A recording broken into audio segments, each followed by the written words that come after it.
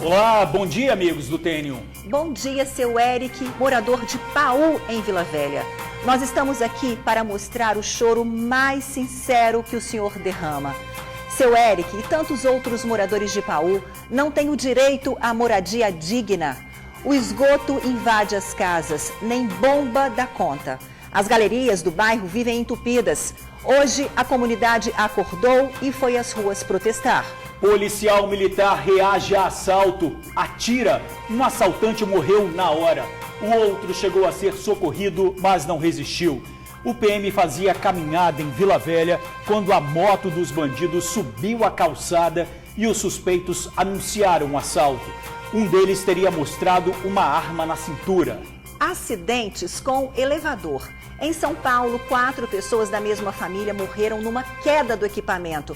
Em Vitória, um empresário acabou ferido. Vamos saber como usar o meio de transporte com segurança. Tainá Lopes tem as informações. Bom dia, Tainá. Ei, Jorge, bom dia para você, para a Ingrid e a todos que nos assistem. Olha só esse dado, a cada 3 dias os elevadores de todo o mundo transportam o equivalente à população mundial. Raramente a gente ouve falar em acidentes envolvendo elevadores, mas como vocês já disseram, ocorreu em São Paulo e aqui no Espírito Santo ontem. Daqui a pouco eu volto com um especialista para a gente entender um pouco mais desse equipamento, os cuidados que a gente tem que ter quando anda no elevador e também com a manutenção deste aparelho, tá bom? Daqui a pouquinho a gente volta com todas essas informações. Valeu, Tainá, muito obrigado. E olha, a foragida da polícia no sul do país é presa em Vila Velha e deixa a casa lotada, sabe de quê? De cachorros e gatos.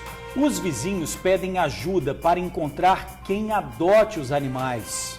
Fuga, perseguição e acidente na Serra. Um motorista sem habilitação e com documentos falsos fugiu da Polícia Rodoviária Federal e provocou um grave acidente. 4 pessoas ficaram feridas. A repórter Bruna Maria traz as informações pra gente. Bom dia, Bruna.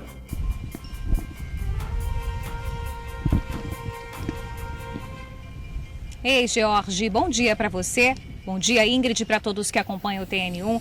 Esse grave acidente aconteceu ontem na Serra por volta das 9 da noite. Esse motorista, que tem 51 anos, ele não obedeceu a ordem de parada em um posto de fiscalização da Polícia Rodoviária Federal e fugiu. Só que durante a fuga, ele acabou invadindo a contramão e colidiu com 2 carros de passeio. 4 pessoas ficaram gravemente feridas, inclusive em um desses carros havia 2 crianças, uma de 2 anos e outra de 9 anos. Por sorte, como elas estavam utilizando os equipamentos de segurança, elas não ficaram feridas. Mas esse condutor que provocou esse grave acidente dirigia sem a carteira de habilitação e também tinha passagem pela polícia e usava documentos falsos. Daqui a pouquinho eu volto ao vivo com os detalhes desse assunto. Ingrid, Jorge.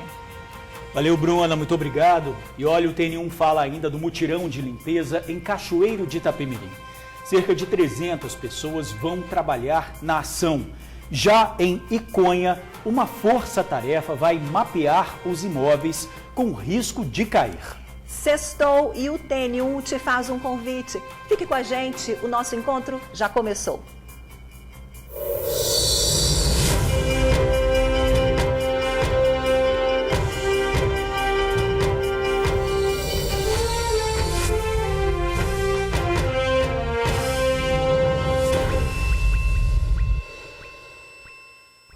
O policial militar fazia a caminhada de todos os dias quando uma moto subiu na calçada e o fechou. Os 2 ocupantes anunciaram o assalto. O PM falou que era sargento e mesmo assim um dos suspeitos teria mostrado uma arma na cintura. O militar reagiu.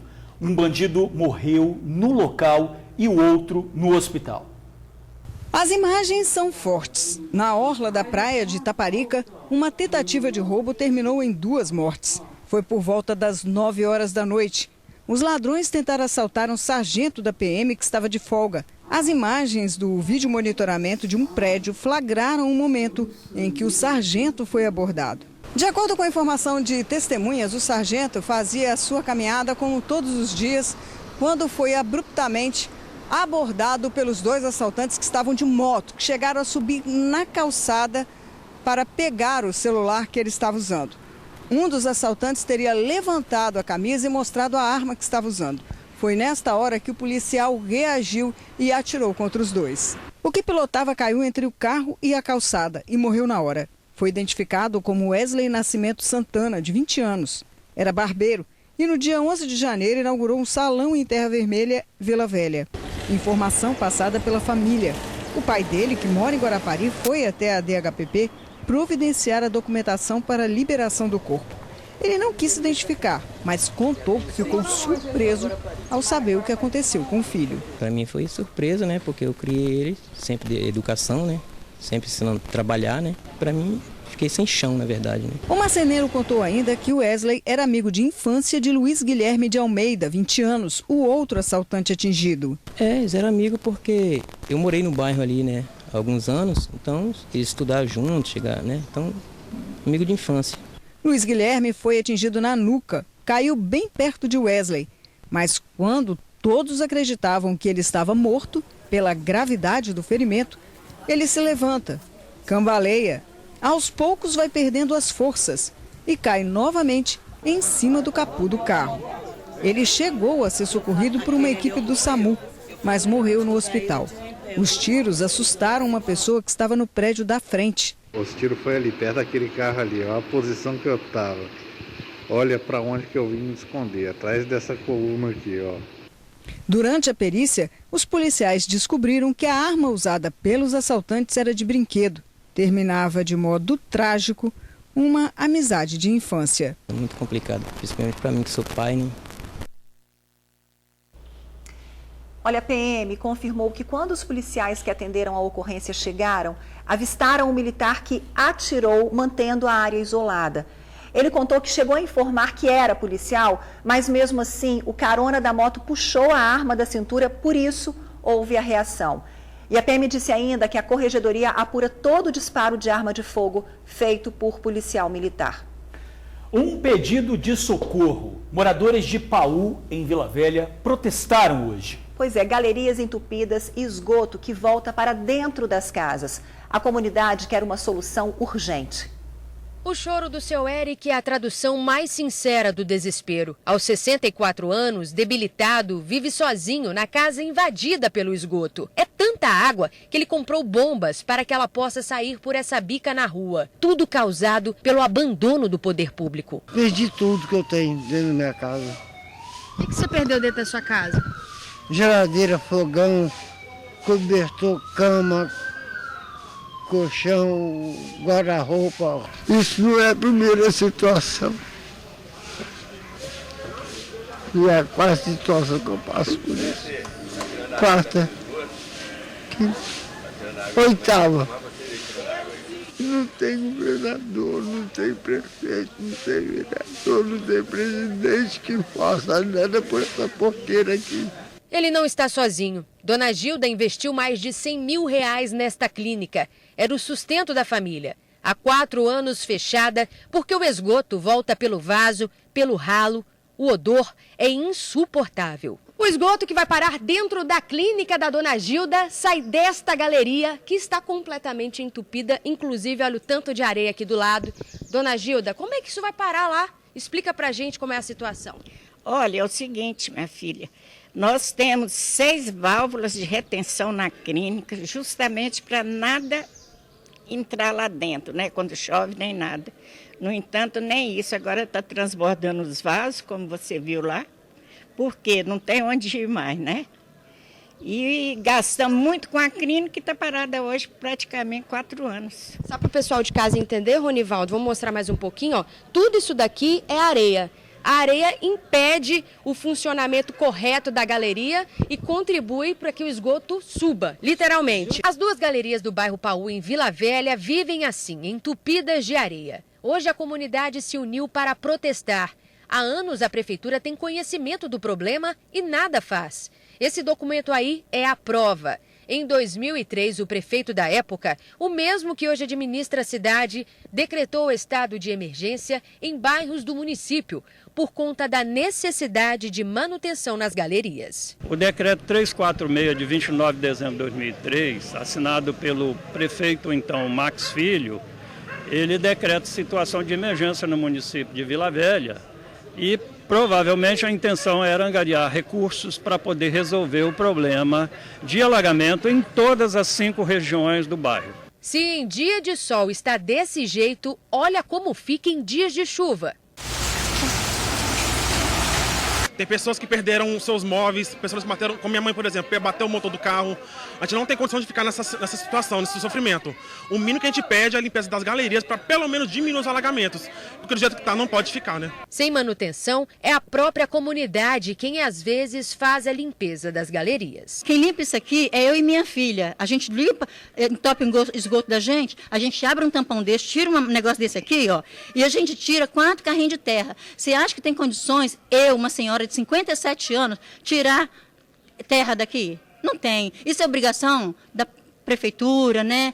É de alguém fazer pela gente, um socorro. A gente não aguenta mais viver aqui. Infelizmente, as pessoas estão abandonando suas residências, estão perdendo seus imóveis. O pouco que tem está sendo perdido. Então, nós do Movimento Comunitário de Paú imploramos à prefeitura que faça a limpeza das galerias. Olha, gente, apesar de tudo que a gente viu e ouviu, a prefeitura garantiu que monitora todos os canais do município e realiza a limpeza nas redes de drenagem. Informou ainda que trabalha para implantar 10 novas estações de bombeamento de águas pluviais. Em relação à demanda apresentada pela população de Paú, disse que negocia recursos com o governo do estado para execução dos serviços solicitados, que já trabalha na definição do cronograma. Ô Ingrid, a gente viu aí que tem um pedido desde 2003, nós estamos em 2020, são 17 anos sofrendo com isso daí. Então, quer dizer, são absurdo. 17 anos e ainda trabalha com um cronograma. Até quando? Em 2003, detalhe, nós estamos, né, prefeito Max Filho agora, em 2003, ele mesmo decretou a situação de calamidade pública ali no bairro. Quer dizer, como você falou, 17 anos se passaram e a gente é obrigado a mostrar uma situação dessa, não é? Seu Eric chorando, as senhoras aí tendo que limpar a galeria. Gente, isso é de cortar o coração, é um absurdo o que a gente está mostrando. É uma reportagem exatamente como você falou, é desumano a gente ter que mostrar uma situação dessa, 17 anos depois que o mesmo prefeito diz que ali o bairro enfrenta uma situação de calamidade pública. Não tem condição. E a gente dizer que está sendo feita a limpeza? O mínimo que a gente pede é uma agilidade para ontem desse serviço. Não dá, gente, não dá. Droga escondida no fundo falso de um freezer, numa cômoda e debaixo da cama. Depois de denúncias anônimas, a Guarda Municipal chegou à casa do traficante na Ponta da Fruta, em Vila Velha. Mais de 1 quilo de maconha, celulares, documentos falsos, balança de precisão, coldre para arma de fogo e até um caderno com a contabilidade do tráfico. Esse material foi apreendido pela Guarda Municipal de Vila Velha durante uma operação em uma casa, na Rua 13, em Ponta da Fruta, Vila Velha. O material, segundo a Guarda, seria de Antônio Vitor Ramos Boni, que tinha mandado em aberto por tráfico de drogas e porte ilegal de arma e estava foragido desde 2018. Antônio ainda apresentou documentação falsificada para tentar despistar a ação da Guarda. A ação foi uma operação conjunta da DHPP de Vila Velha com a Guarda Municipal após uma denúncia anônima. A Guarda chegou até o local e encontrou essa droga que você viu aí em uma casa, dentro de um fundo falso de um freezer, numa cômoda e também debaixo de uma cama. Nós até tentamos ir na rua onde tudo aconteceu, só que a nossa equipe, nós percebemos ali que pessoas em uma motocicleta começaram a nos seguir, a nos vigiar. Por uma questão de segurança, nós saímos do local e viemos aqui para a rodovia. Além de Antônio, um outro suspeito foi preso por armazenar e distribuir a droga. A suspeita é de que os detidos revendiam as drogas em quantidade para traficantes da Grande Vitória. O destaque, mais uma vez, é pela parceria entre comunidade e agentes de segurança. Vimos na reportagem que a prisão dos traficantes só foi possível por conta da denúncia anônima. O canal, você já sabe, é o 181. E um motorista sem habilitação e com documentos falsos fugiu da Polícia Rodoviária Federal e provocou um grave acidente na Serra. 4 pessoas ficaram feridas, entre elas uma criança. A Bruna Maria tem os detalhes para a gente ao vivo. Bruna, voltamos com você.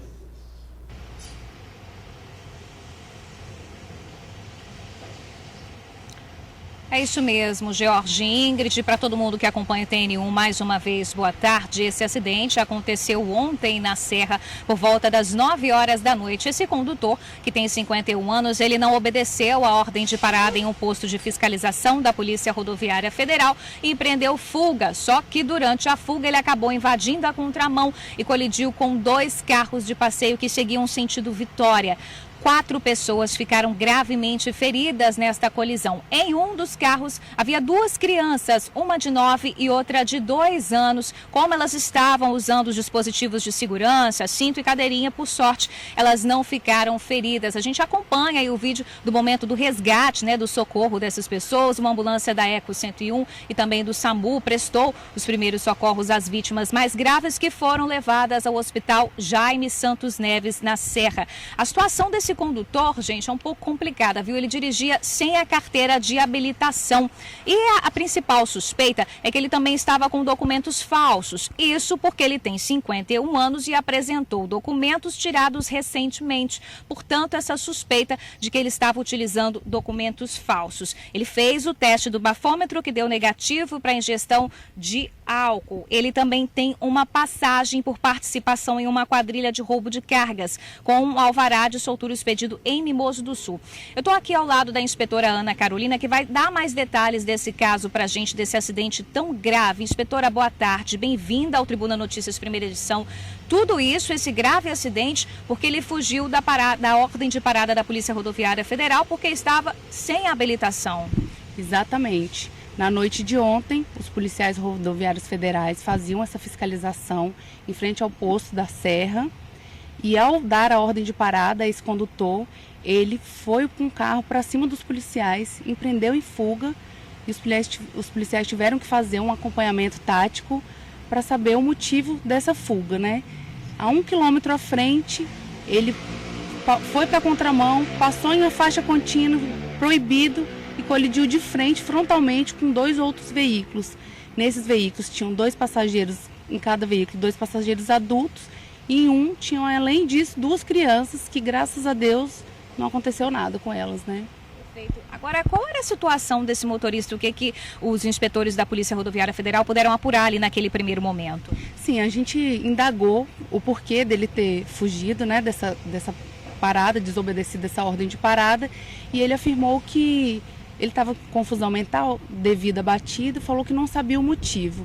Ao fazer as consultas nos nossos sistemas, a gente verificou que ele tinha já passado, tinha essa passagem por formação de quadrilha, de roubo de cargo, e além disso, ele tinha tirado um documento de CPF recentemente, que gerou uma suspeita. Tinha também no veículo o valor de R$400, 3 aparelhos celulares e um cheque de R$2.500, que vão ser verificados e investigados pela Polícia Judiciária, nesse caso, para saber se ele é a pessoa mesmo que consta nos documentos, e se ele tem alguma outra passagem, o porquê dessa fuga. Agora, inspetor, esse acidente gravíssimo, Tinham 2 crianças também no carro, poderia ter sido muito pior.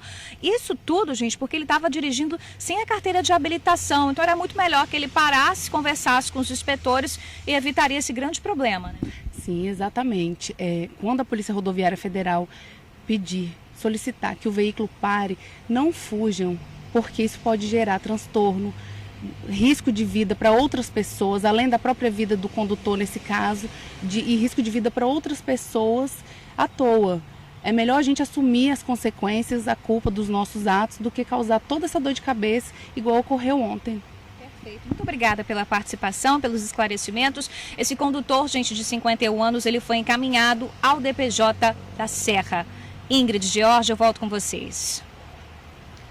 Valeu, Bruna, obrigado. Obrigada. Inclusive, daqui a pouquinho, a Bruna vai voltar também fazendo um balanço, aí ela fez uma reportagem, fazendo um balanço de acidentes, um número assustador, e a Polícia Militar também promete intensificar as fiscalizações com equipamentos novos e tudo mais. Daqui a pouquinho ela vai trazer essa reportagem também. E é melhor também, além disso que a Bruna disse, que a pessoa tenha consciência também e não dirija sem carteira de habilitação se não for habilitado, Óbvio. Não é nem parar e falar, olha, eu não tenho. Não, mas não é pegar um carro. Que tem essa consciência. Exatamente.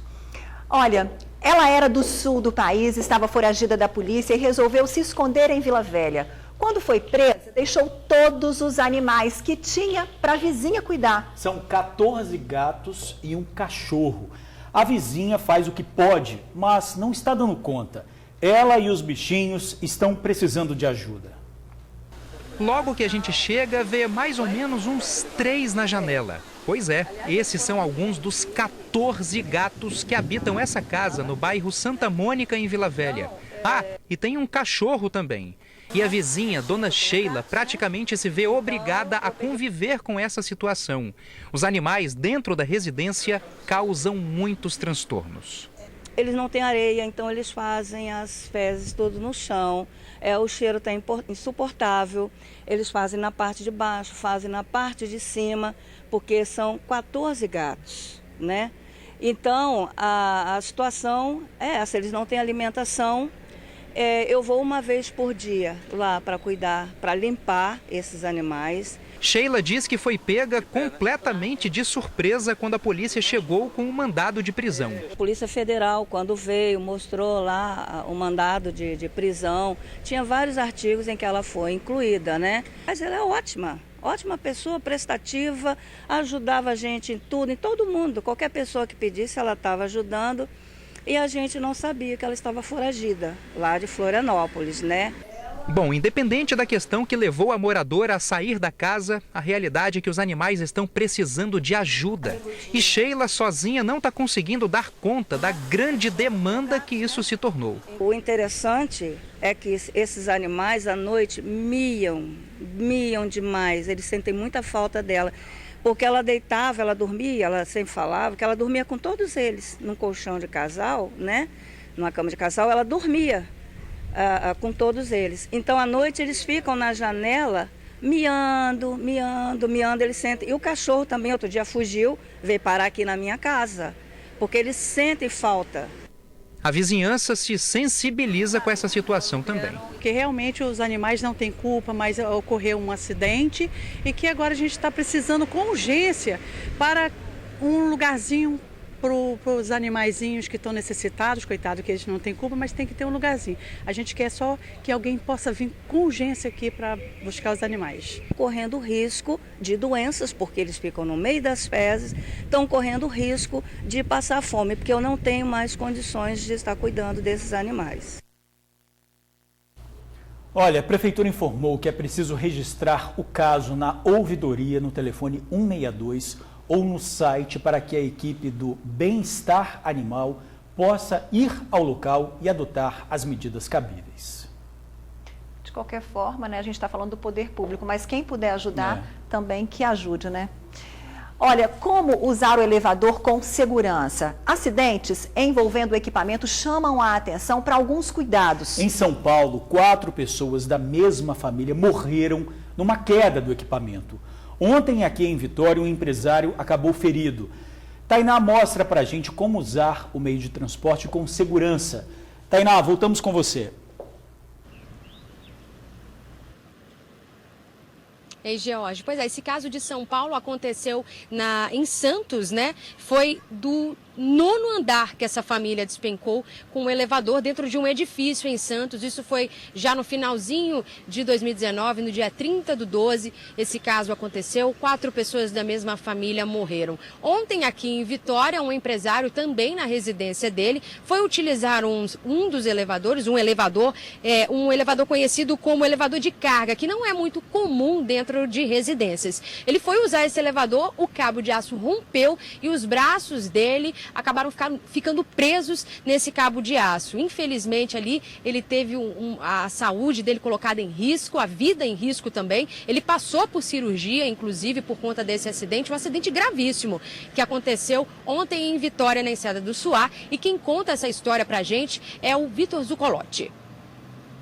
O empresário César Viola se acidentou dentro de casa, que fica anexa a este cerimonial, na Enseada do Suá. Ele acabou ficando preso pelo braço quando o cabo de aço do elevador, que fica dentro de casa, se rompeu. Os vizinhos ouviram os gritos e acionaram um corpo de bombeiros. Eles tiveram que serrar o elevador para retirar o empresário. O sócio saiu de bicicleta aqui da casa que fica anexa ao cerimonial para ir até a Praça do Papa comprar um produto.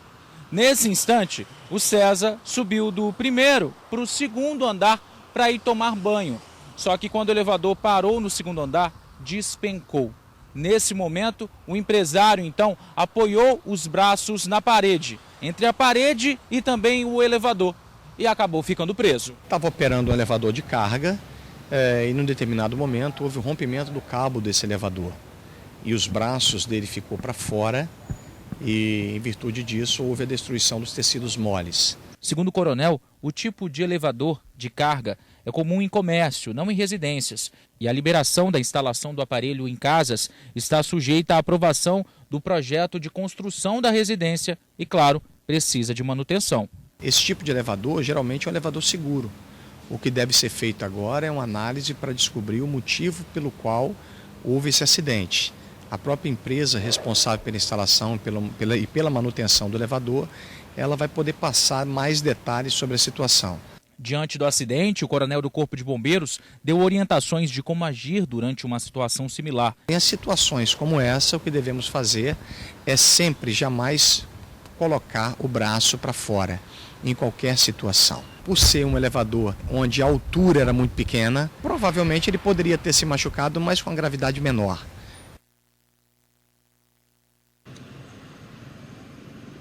Pois é, a gente fala agora ao vivo aqui com o Ari Leonardo, ele é diretor técnico de uma empresa especializada em elevadores, instalação, manutenção, tudo o que diz elevador. E ele me passou um dado muito interessante, que a cada 3 dias os elevadores de todo o mundo transportam o equivalente à população mundial. Se a gente for levar isso em consideração, é o meio de transporte mais utilizado no mundo, porque de certa maneira transporta.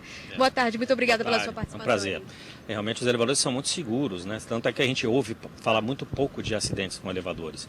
E aqui no Brasil, especificamente, todos os elevadores precisam obedecer a normas da ABNT, Associação de Brasileira de Normas Técnicas. A ABNT tem norma para todos os tipos de elevadores que nós utilizamos no nosso dia a dia, seja um edifício residencial, um edifício comercial, elevador pequeno, elevador grande, elevador de um restaurante, um elevador de uma indústria, todos eles existe uma norma.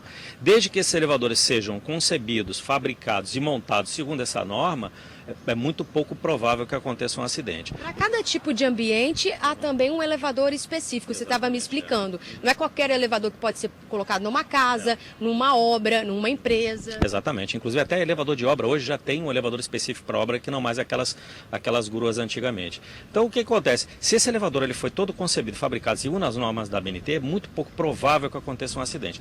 Pode acontecer? Pode. Se houver uma falha de manutenção, uma fadiga de material, até mesmo uma fabricação errada desse equipamento. Então, isso pode acontecer com qualquer equipamento. Acidentes podem acontecer com qualquer equipamento, com avião, com trem, com carro, com ônibus e com elevador também.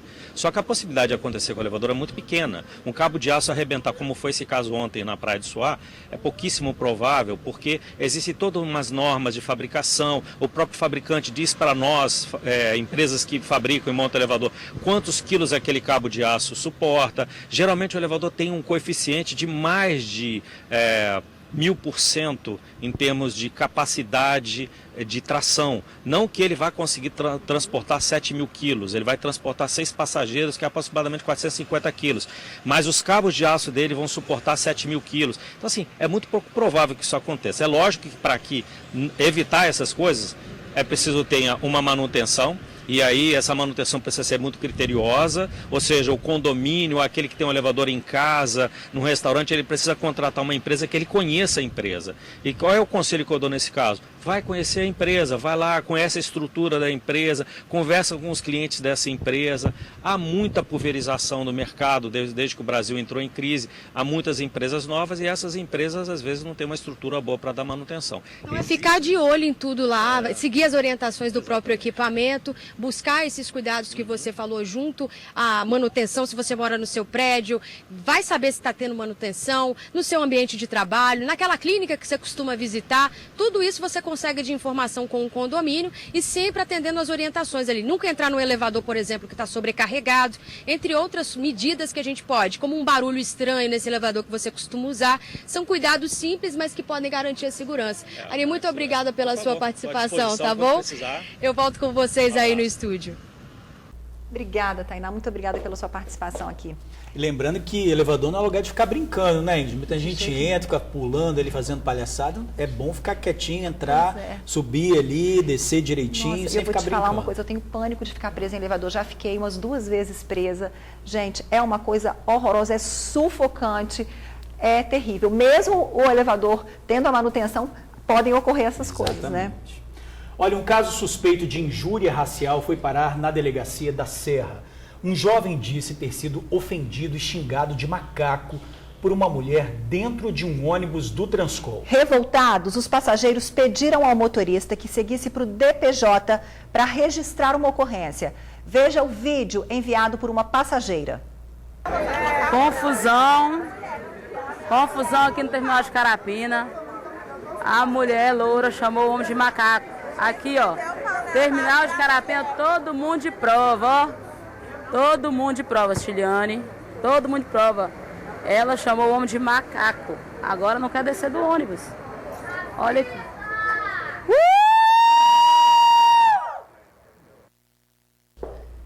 Que é isso, gente? Pois é. Passageiros e a mulher acusada da suposta injúria racial saíram do terminal de Carapina e seguiram para a delegacia da Serra para prestar depoimento. O jovem é um vendedor ambulante e teria questionado a mulher sobre o fato dela estar sentada em cadeiras exclusivas na parte da frente do coletivo.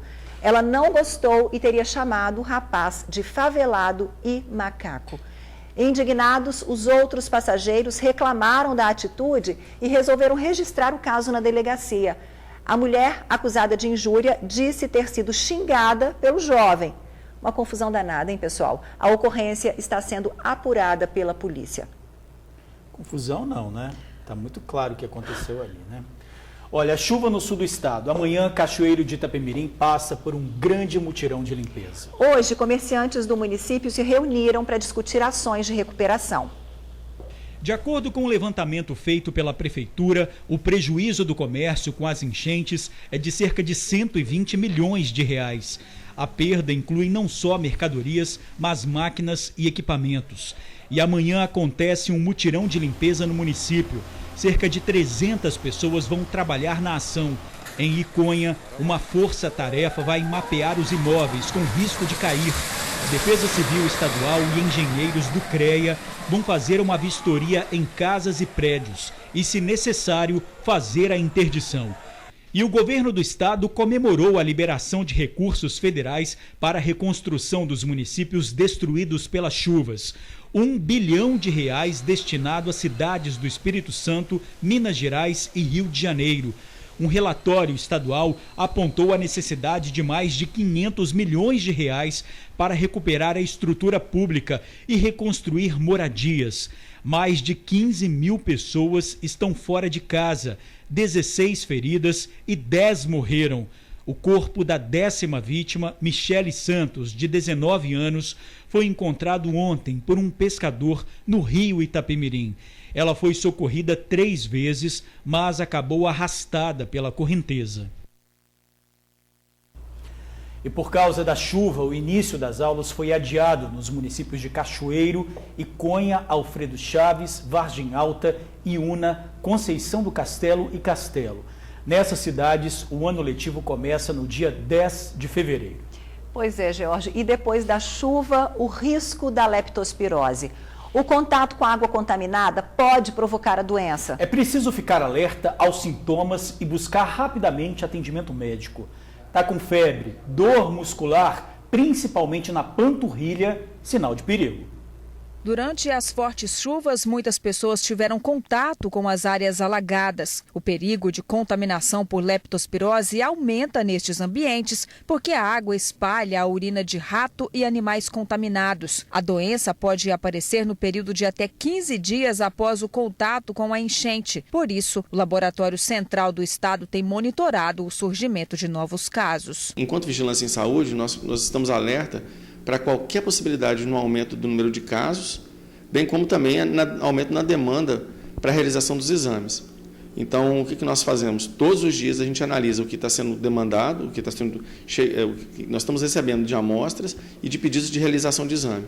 E a partir dessas análises que são feitas diariamente, nós podemos aumentar o número de dias onde esses exames são realizados, ou até mesmo realizar mais de uma vez por dia, né, se a demanda assim exigir. De acordo com dados do Laboratório Central, desde o início deste ano, o Estado recebeu o pedido para examinar 58 amostras de sangue de pacientes com suspeita de leptospirose. Destas, 2 pessoas foram diagnosticadas com a doença em Vitória e Itarana. Outros casos estão sendo analisados, já que o exame é feito uma vez por semana. No ano passado, foram registrados 35 casos de leptospirose no Espírito Santo, número menor se comparado a 2018, quando 50 pessoas foram diagnosticadas com a doença. Os sintomas da leptospirose são febre, dor de cabeça, dor muscular, principalmente na panturrilha. Em casos suspeitos, a orientação é sempre procurar o médico. Na análise que nós estamos fazendo, não há motivo para pânico. Os números eles têm se mantido como nesses meses de chuva, né? Nós fizemos sempre essas análises em relação aos anos anteriores, a gente tem uma série histórica que a gente pode comparar. E a comparação com o mesmo período no ano passado e no ano retrasado mostrou que está praticamente a mesma coisa. Obviamente, nós tivemos um índice de chuvas bem elevado esse ano, e ainda estamos analisando e vamos, porventura, receber mais amostras que serão demandadas para pesquisa ou não de leptospirose oriundas desses locais que foram atingidos pelas enchentes. Então, pessoal, ficar atento à febre, dor de cabeça, dor muscular e na panturrilha. Aí, procurar um médico com urgência. E atenção que esses sintomas podem aparecer de 7 a 15 dias depois do contágio. Voltamos a falar do policial militar que reagiu a um assalto e acabou matando os 2 suspeitos. O PM fazia a caminhada de todos os dias quando uma moto subiu na calçada e o fechou. Os 2 ocupantes anunciaram um assalto. O PM falou que era sargento e mesmo assim um dos suspeitos teria mostrado uma arma na cintura. O militar reagiu. Um bandido morreu no local e o outro no hospital. A PM já tinha informado que a Corregedoria vai apurar o caso porque investiga todo o disparo de arma de fogo feito por policial militar. E a Polícia Civil enviou uma nota dizendo que o militar prestou depoimento na delegacia como vítima e teve a arma recolhida. A Polícia Civil também vai investigar o caso. Mortes, muitas mortes diretamente relacionadas à imprudência no trânsito. São motoristas que dirigem sem carteira de habilitação, que bebem e assumem a direção do carro. Olha, no ano passado foram mais de 5.000 mortes no trânsito.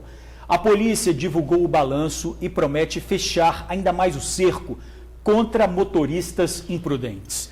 Novos equipamentos vão permitir mais fiscalização e flagrantes.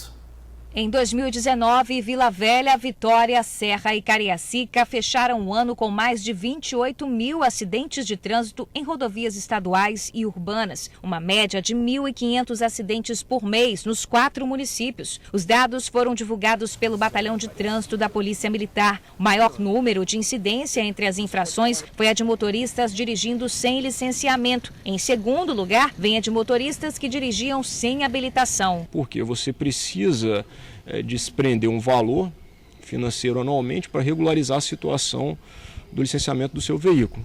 E para se obter a CNH também é um processo caro. As pessoas às vezes não optam por não tirar a CNH ou empenhar aquele valor na aquisição de um veículo ou até mesmo não renovar o licenciamento do seu veículo.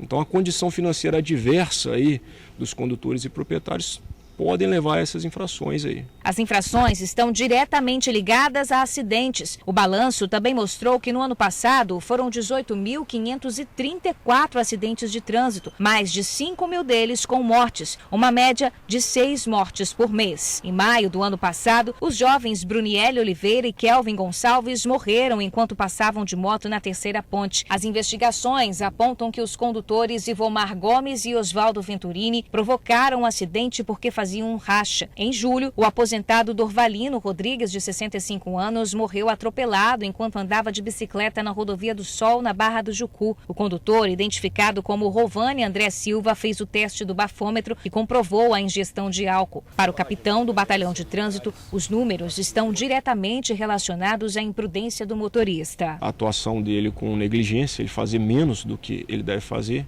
a imprudência, o excesso ali de confiança, ele faz mais do que ele deveria fazer, e a imperícia. São pontos aí que podem levar ao acidente de trânsito. Em 2019, foram mais de 1.700 infrações relacionadas à lei seca, número maior que em 2018. E este ano, o cerco deve se fechar para o condutor que pensar em beber e dirigir. A expectativa é de mais fiscalização nas ruas. Esse número pode aumentar em decorrência dos novos equipamentos que o batalhão adquiriu. Agora nós podemos triplicar ou até quadruplicar a quantidade de testes, submeter esses condutores ao teste de alcoolemia. E vamos continuar trabalhando para reduzir a quantidade de acidentes e preservar mais vidas aí no nosso trânsito.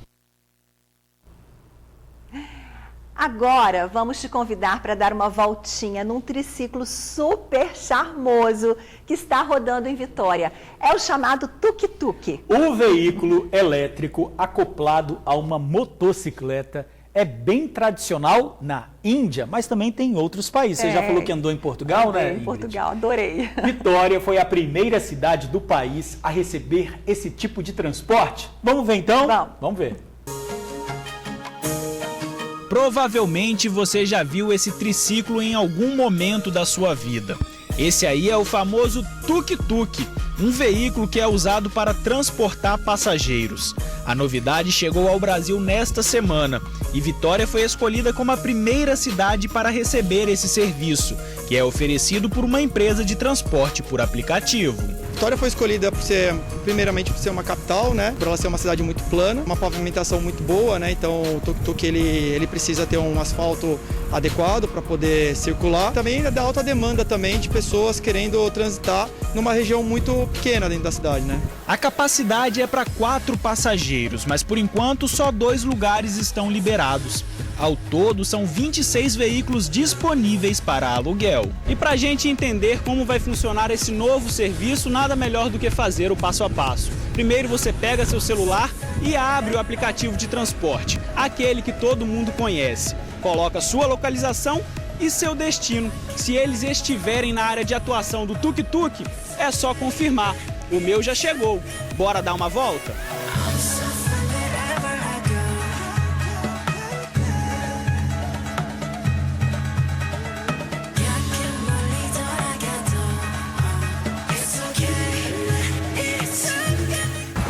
Aprovado. Estabilidade legal, não balança muito e não passa de 35 km por hora, por questão de segurança. Gostei. Nesse primeiro momento, o tuk-tuk, que é 100% elétrico, vai atender apenas 4 bairros de Vitória: Mata da Praia, Jardim da Penha, Santa Lúcia e Santa Helena. Mas a ideia é aumentar essa área. São só alguns bairros, né? Para começar a operação, até para a gente conseguir acompanhar, para ver o desempenho do veículo. E até mesmo da própria parceria que a gente tem com a Uber em verificar se vai ter demanda também de passageiros para realizarem os transportes. E aí, será que o tuk-tuk vai cair no gosto dos capixabas?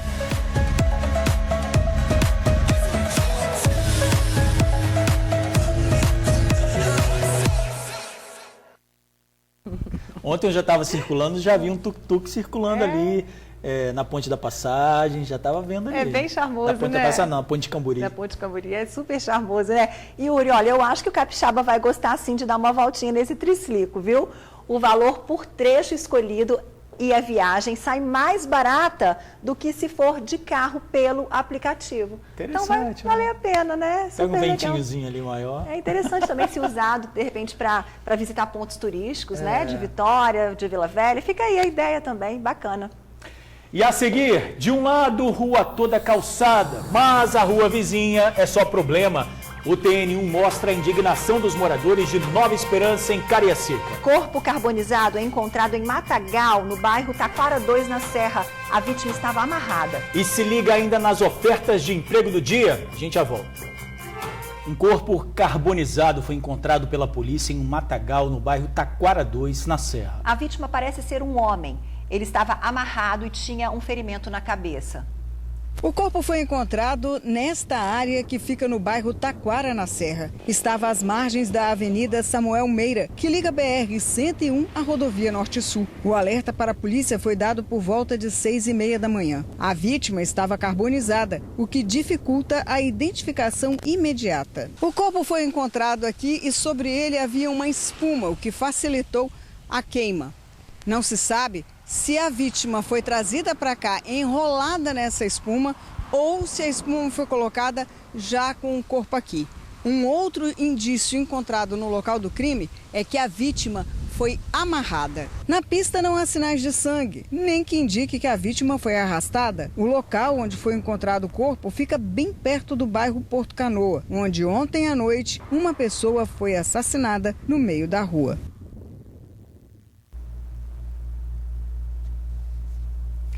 Pois é, a rua vizinha está ficando bonita, toda calçada, mas quem vive nas outras ruas em Nova Esperança 1, Cariacica, está sofrendo. Quando chove, tem lama e água invadindo as casas. E no sol, poeira para tirar qualquer um do sério. A máquina está trabalhando a todo vapor. Está saindo calçamento novinho na Rua das Flores, no bairro Nova Esperança 1, em Cariacica. Só que no meio do caminho, o calçamento simplesmente acaba. Apenas a Rua das Flores foi contemplada com a obra. As outras ruas do bairro, como por exemplo a Alecrim, estão assim, ó, na terra batida e vão continuar por tempo indeterminado. Os moradores, é claro, não estão nem um pouco satisfeitos com essa situação. Toda vez que chove é o problema do caos, né? Que no carro não subir, a água invadir as casas, tem crianças que sobe e desce, é capaz de se machucar descendo esse barranco aqui, entendeu? E quando não chove, é a poeirada que a gente invade nas nossas casas aí. O carro do lixo veio passar hoje aqui, porque essa rua, na segunda-feira, foi um transtorno para a população, então está sendo muito horrível. Esta foto mostra o buraco que abriu por conta do desnível entre o calçamento e a rua. Hoje, pela manhã, já tinha pó de brita no local, solução que não deve durar muito tempo. Olha só a dificuldade que é para os carros passarem por ali. Essa dificuldade que o morador tem. Quando chove, o transtorno é enorme. Buracos, lama. Este vídeo foi gravado na última segunda-feira. Toda a água e terra da rua escorre, formando uma verdadeira cachoeira que vai direto para o quintal das casas. Foi a Marcela quem registrou tudo. A última chuva de segunda-feira deixou a minha casa toda cheia de lama e entulho. Tivemos que sair para fora com os nossos filhos. Eu moro aqui há mais de 30 anos e nunca vi uma obra como essa, né? Para mim, inacabada, que vai fazer só em uma rua e o restante vai ter que sofrer todo o esgoto da rua de cima, porque aqui embaixo não está dentro do orçamento participativo, como diz eles, né? De acordo com os moradores, as obras começaram há cerca de um mês e a Rua Alecrim não foi contemplada porque não teria entrado no orçamento participativo. O Silvio chegou a conversar com o engenheiro responsável, mas ainda está aguardando uma solução. No princípio que ele falou sim, que vai sanar aqui só com uma trincheira, né? A rua vai parar aqui. Ele não vai descer mais para baixo, então aqui vai ficar terra ainda, sabe? E o certo é eles fazer, porque tem morador, tem pessoas lá embaixo, e tem pai de família, tem trabalhador que estão sofrendo. Pois é, tanto transtorno, infelizmente a notícia não é boa, ou melhor, notícia péssima.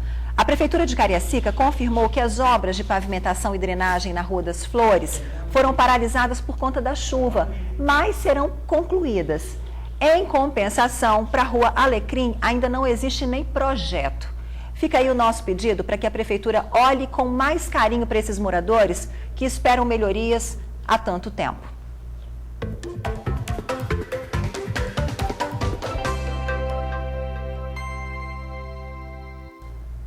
Sextou, né, George, com o quê? Sextou? Ótimas vagas de emprego, hein?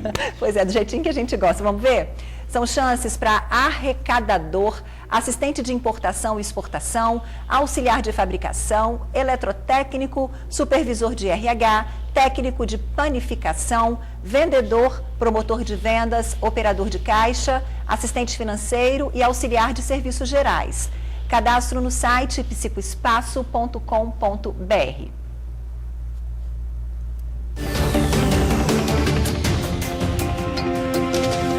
Sexta-feira, 31 de janeiro. Vamos juntos conferir o que o Jornal A Tribuna traz em destaque. Justiça vai decidir 10 ações que beneficiam aposentados. Aqui na foto principal, flagrantes de infrações nas ruas. Queda de elevador deixa empresário em estado grave. Fogão vira no fim e apagão faz jogo do Vasco ser adiado. Concurso no Banco do Brasil para nível médio e salário a partir de R$4.000. E ainda destaque no Jornal A Tribuna desta sexta-feira. Vírus mortal assusta capixabas na China. Dietas dos famosos funcionam. E no AT2, grelhados mais sofisticados. Ingrid, suspire fundo. Não, Ingrid, suspire. Tá bom. Daqui a pouquinho a gente vai explicar. Tá chegando a hora da dica do chefe. E a receita é daquelas que desmancham na boca. Aguarde. É pra comer. Hora da dica do chefe, que hoje vem com o doce sabor da infância. Cheiro e gosto de suspiro. E que suspiro! Leve, delicado e muito gostoso. Vamos aprender a receita com o Luciano Rosetti.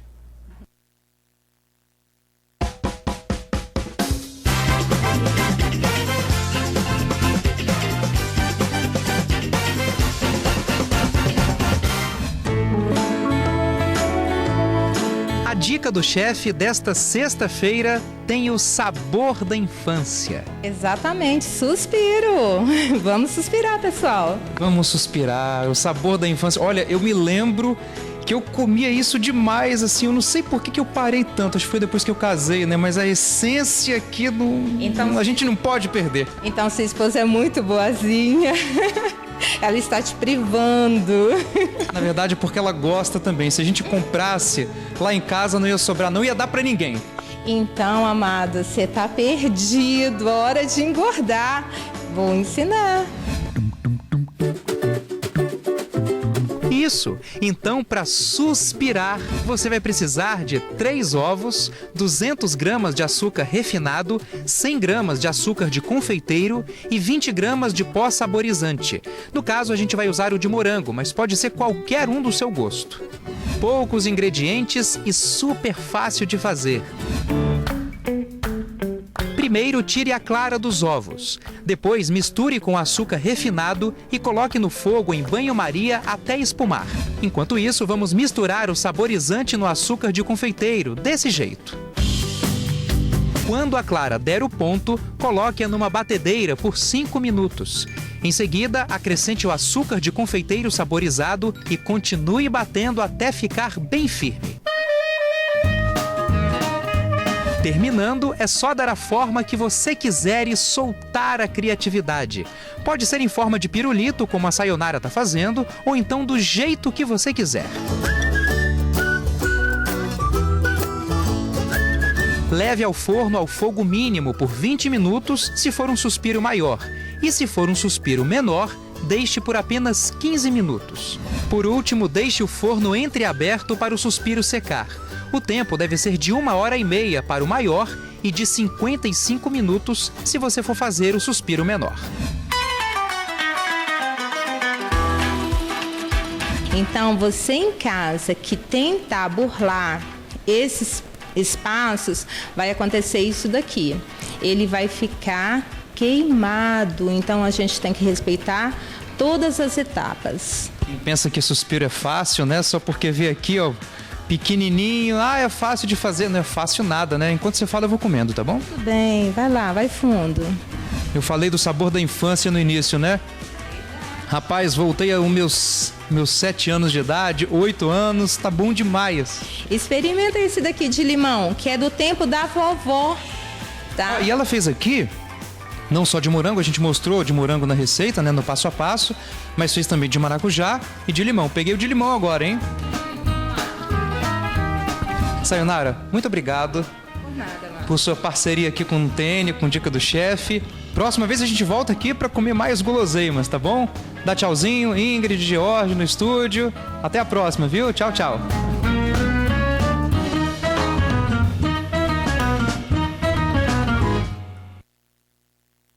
Luciano falou que voltou à infância. Ele nunca saiu, só come doce. Aliás, todos nós voltamos à infância, viu? Uma maravilha. A Sayonara, nossa super chefe de hoje, fez questão de mandar uns suspiros pra gente. De limão, de maracujá, todo mundo fez a festa aqui, viu? E para conhecer mais delícias da Sayonara, super simpática, basta acessar o Instagram Sayonara Patrocínio. Olha, um ótimo final de semana para você. A gente espera segunda-feira, 15 para meio-dia. É isso aí, vou mandar um abraço pro Silvano Borges. Acabou de entrar aqui no meu Instagram, pediu para mandar um abraço, tá sempre ligadinho no TN1. Beijo, tchau, Grande tchau. abraço, até lá.